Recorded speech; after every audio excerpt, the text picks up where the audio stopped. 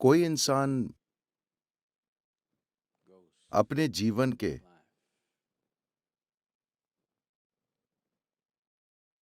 भौतिक, आध्यात्मिक या किसी भी आयाम में कितनी दूर जाएगा, ये मूल रूप से इस पर निर्भर करता है कि उसमें कितनी ऊर्जा भरी हुई है।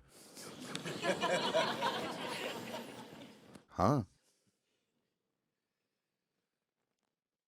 बहुत से लोगों में ढेर सारी ऊर्जा है, मगर उनके अंदर इस ऊर्जा को एक तरह की व्यक्तिगत शक्ति में रूपांतरित करने का ज्ञान या जरूरी प्रणालियां नहीं है। शक्ति किसी और के बारे में नहीं होती, शक्ति आपके बारे में होती है। Power is not about somebody else. Power is about you. आपकी शक्ति की संभावनाएं आपके जीवन की तीव्रता और गहराई को तय करती हैं, और ये भी तय करती हैं कि आप अपने जीवन में जिस क्षेत्र में काम करना चाहते हैं उसमें कितने प्रभावी होंगे। अगर आपको ये शक्ति चाहिए तो आपको अपनी ऊर्जा का इस्तेमाल बुद्धिमानी से करना होगा। Energy can be aggregated into power.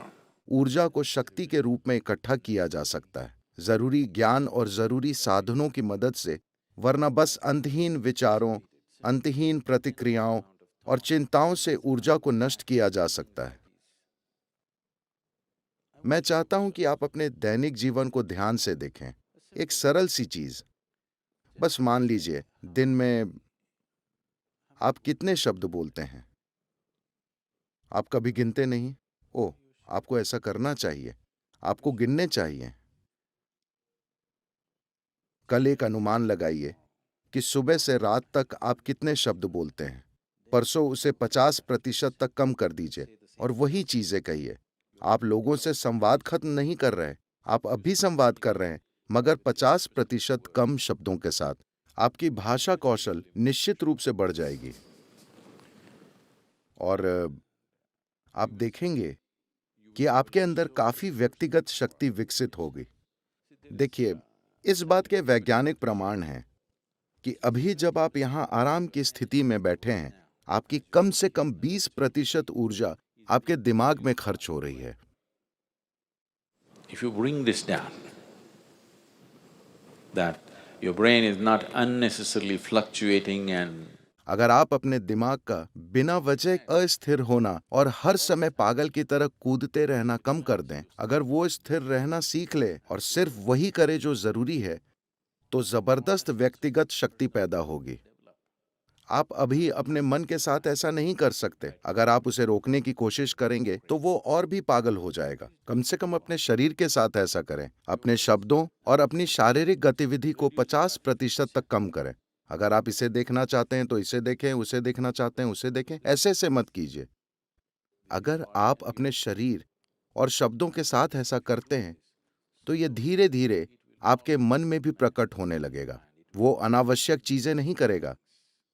जब आप गैर जरूरी चीजें नहीं करते तो आपके अंदर जो ऊर्जा है वो धीरे धीरे खुद को संभावनाओं से भरी शक्ति में बदल देती है। तो इसे विकसित करने के लिए जो आसन आप कर रहे हैं, जो सूर्य नमस्कार आप करते हैं, अगर आप कर रहे हैं, या जो भी दूसरी क्रियाएं और बाकी चीजें आप करते हैं, वो मुख्य रूप से इस शक्ति को बढ़ाने के लिए है। इसे अनावश्यक कार्य में नष्ट नहीं करना चाहिए। फिलहाल आप अपने मन में आने वाले विचारों की संख्या को कम नहीं कर सकते। उसे भी किया जा सकता है अगर आप बस अपने अंदर एक स्पंदन लाएं, एक सरल मंत्र। जब यह पागल हो रहा हो, बस कुछ समय तक इसका जाप करें, एक तरह का स्पंदन पैदा करें। आप देखेंगे कि उससे जबरदस्त व्यक्तिगत शक्ति पैदा होगी। amount of personal power. अपने अंदर इस शक्ति के बिना आप जीवन के आयामों को पार नहीं कर पाएंगे। जीवन अभी अधिकांश लोगों के लिए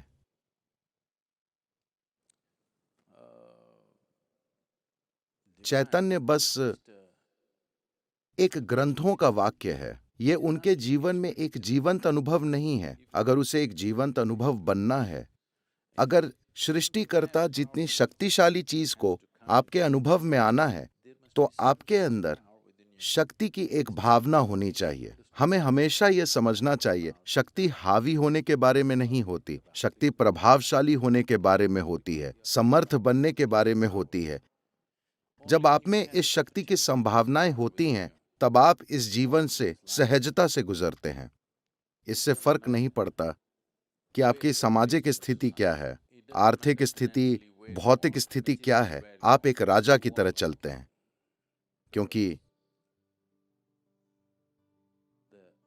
आपके भीतर की शक्ति आपको इस तरह चलाती है।